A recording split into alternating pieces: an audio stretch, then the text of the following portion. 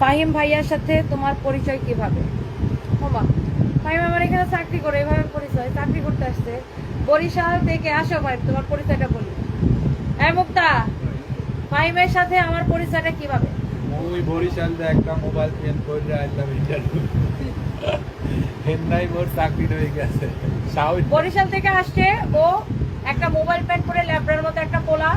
তো আল্লাহ মোবাইল প্যান্টের লাগে ইন করে আসছিল, আমার মোবাইল প্যান্টের সাথে ইন করে আসছে স্যার। তো তখন আমাদের একটা ছেলের দরকার ছিল, তখন আমাদের শুধু একটাই শোরুম ছিল, এই শোরুমটা, আর অন্য কোনো শোরুম ছিল না। হ্যাঁ, অন্য কোনো শোরুম ছিল না। তো এখানে আমাদের কোনো অফিসও ছিল না তখন, অনলি এই একটাই শোরুম ছিল। তো তখন হয়েছে যে আমাদের এখানে আরেকটা ছেলে চাকরি করতো, শাওন।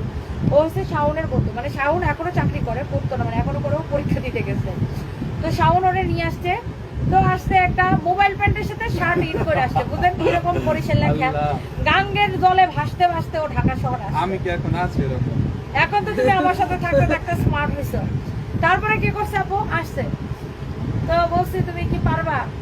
ওই আমার দেখাই দিলে মই সব কিছু পারো, কিয়া ম্যাডাম মই সব কিছু পারবো। ম্যাডাম একটু কিন্তু সত্য কথা কইছিলাম। ম্যাডাম মগবাড়ি বরিশাল, মই একটা আমার একটা পোলা মোর। আপনার লাইফের কাহিনীটা একটু কর না।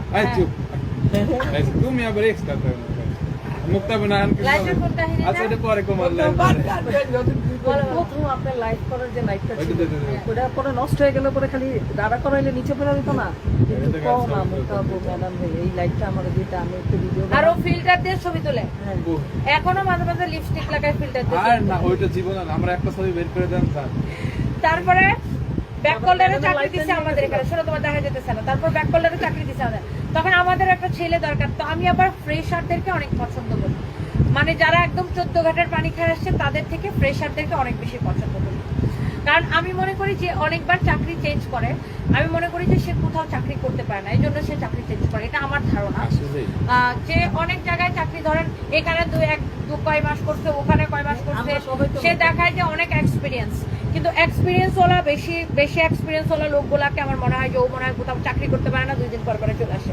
তো আমি আবার এই জন্য ফ্রেশারদেরকে খুব পছন্দ করি। আমার এখানে যারা চাকরি করে ম্যাক্সিমাম 99% পিপল হচ্ছে ফ্রেশার। সো আমি ফ্রেশারদেরকে চাকরি দিই। তো ডলারটারে তখন চাকরি দিচ্ছি, মানে আমাদের একটাই শোরুম ছিল এইটা। তখন ম্যানদার মতো এখানে দাঁড়ায় একবার, ওখানে দাঁড়ায় একবার। আমি ওরা সারাক্ষণ মুক্তাপু এটার প্রাইস আমার সামনে তো ভয়ে আসতোই না। তারপরে ওর পরে চাকরি দিচ্ছে আমাদের যে জিএম বর্তমানে তানবীরের চাকরি দিচ্ছে। তো তানবীর আবার আইসা শুরু থেকে খুব কুচপাস, একটা কোট করতো, একটা ব্লেজার পরতো। আমার আগে ছিল তানবীরের 2 মাস পরে। তানবীরের পরে আসছো? শাওনের মানে পরে তানবীর একটা হলুদ পাঞ্জাবি পরে আইছিল, ম্যাডাম এদিকে বসছিল। হ্যাঁ, তানবীর তো মুই না, তানবীর হইছে একটা ব্লেজার, প্রথমে একটা কালো ব্লেজার পরে আসছিল। ওনার ডিউটির দিন ব্লেজার পরে আসছিল, ডিউটির দিন খুব ফর্মাল ব্লেজার পরে আসছে। তো তারপরে আস্তে আস্তে হয়েছে কি যে তানবীর হয়ে গেছে আমাদের কোম্পানির জিএম। দেখেন মানুষের উত্থান, ওরা সবাই 10,000 টাকার স্যালারিতে আমার এখানে ঢুকছিল। ও 10,000 টাকার স্যালারিতে, ইভেন আমাদের কোম্পানির যে জিএম ও আমাদের কোম্পানিতে 10,000 টাকার স্যালারিতে ঢুকছিল। দুইজনেই সেলসম্যান হিসেবে ঢুকছিল। সেলসম্যান থেকে এখন একটা শুধু এটা ছিল যেখান থেকে আমরা লাইভ করতেছি, এটাও অনেক ছোট ছিল। এটা তো এখন পরে ভেঙে আমরা অনেক বড় করছি, পাশের দোকানগুলো ভাড়া নিয়ে। তখন শুধু আমাদের একটাই দোকান ছিল এইটা, তো তানবীর। আর তখন এটা এরকম ডেকোরেশনে ছিল না, আরো কোনো রকম আমরা দোকান এখানে লাইভ করতাম, কাটওয়ার শাড়ি বেচতাম। শোনো, এখন সেলসম্যান থেকে তানবীর হচ্ছে আমাদের কোম্পানির জিএম, আর ফাহিম হচ্ছে আমার অ্যাসিস্ট্যান্ট বা আমার হচ্ছে পিএস যাই বলেন। সো এই হচ্ছে বিষয়। আর শাওন হয়ে গেছে, শাওনও সেলসম্যান ছিল, শাওনও সেলসম্যান থেকে হয়ে গেছে আমাদের কোম্পানির ইনচার্জ, অপারেশন ইনচার্জ। আর মুক্তা হচ্ছে যে আউটলেট ইনচার্জ। মুক্তাও সেলসম্যান ছিল, মুক্তাও সেলসম্যান থেকে এখন আউটলেট ইনচার্জ। বলো সবাই বাড়ি বরিশাল, এগুলা সবগুলার বাড়ি বরিশাল।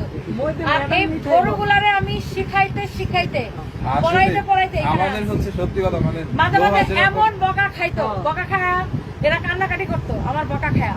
এইগুলারে বকতে এদের কথা বলা থেকে শুরু করে সবকিছু শিখাইছে। আসলে আমি আমাদেরকে এমন মনে গেছি, করেন কাঁদতে সত্যি কাঁদতে কথা, এটা মাঝে আমার মাঝে like বলি, মনে কি করলে করেন madam? আমাদের ম্যাম হচ্ছে দ্বিতীয়বার জন্ম নিয়েছে, এটা আসলে true। কাজে। মানে আমাদের দ্বিতীয়বার মানে ম্যাম জন্ম নিয়েছে, এটা আসলে ট্রু, বাস্তব। ওরা এরকম হয়তো যে কানতো সবগুলো একসাথে মিলে আমার বকা খায়। এখন বকা না খাইলে তো কেউ কাজ শিখতে পারবে না। কারো যদি বকা খাওয়ার মন মানসিকতা না থাকে, তাই শাসন যদি অ্যাকসেপ্ট করার মন মানসিকতা না থাকে, তাহলে তো সে কাজ শিখতে পারবে না। ওরা সব কয়টা কাজ শিখে তানভীর হয়েছে জিএম, ও হয়েছে আমার অ্যাসিস্ট্যান্ট, ওর শাওন হয়েছে অপারেশন ইনচার্জ, মুক্তা হয়েছে